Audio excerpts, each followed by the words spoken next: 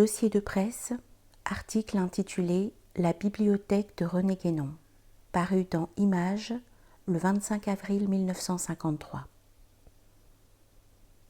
La bibliothèque du métaphysicien René Guénon, chez Abdelwahid Yahya, contient des ouvrages ésotériques fort curieux.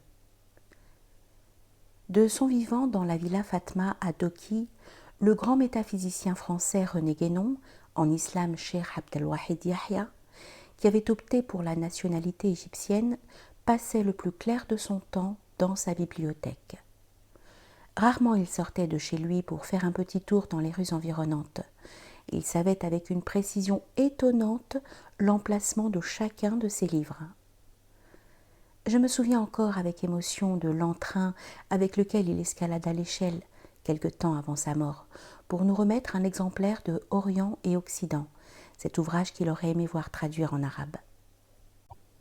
Aujourd'hui, cette intéressante collection, comprenant plus de 4000 ouvrages, traitant de métaphysique, de franc-maçonnerie, d'ésotérisme en général, d'hindouisme, de christianisme et d'islamisme, sera mise en vente globalement, espérons-le. À part les ouvrages, on peut voir sur les rayons de cette bibliothèque, qui représente toute une vie de recherche, des collections complètes de la revue de la Société théosophique, du Lotus bleu, ainsi que du voile d'Isis, qui devait devenir par la suite les études traditionnelles, dirigées par René Guénon lui-même.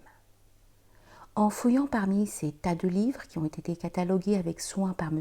Igor Volkov, guénonien fervent, nous avons remarqué un opuscule édité à Paris en l'an 1552. C'est la traduction en latin du Zohar et du Sefer Yetzira par un certain Guillaume Postel. De cet ouvrage, il n'existe qu'un autre exemplaire de par le monde, qui se trouve à la Bibliothèque nationale de Paris. Il semble que les milieux juifs de l'époque, ne voulant pas que ce livre soit en circulation, l'aient acheté et détruit, ainsi qu'en fait foi une annotation sur la page de garde. À part les livres, René Guénon, qui vivait d'une vie simple et retirée dans le plus strict anonymat, s'adonnait aux joies du collectionneur. Il y a également une collection de timbres-poste, ainsi qu'une collection de monnaies anciennes.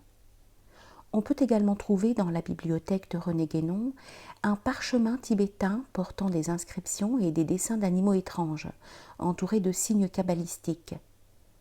Que de curiosités dans cette bibliothèque qui représente toute une vie de recherche. Que de souvenirs n'évoque-t-elle pas? Si une institution scientifique ou littéraire pouvait l'acquérir entièrement, on éviterait une dispersion de la précieuse collection, et la mémoire du grand métaphysicien serait respectée.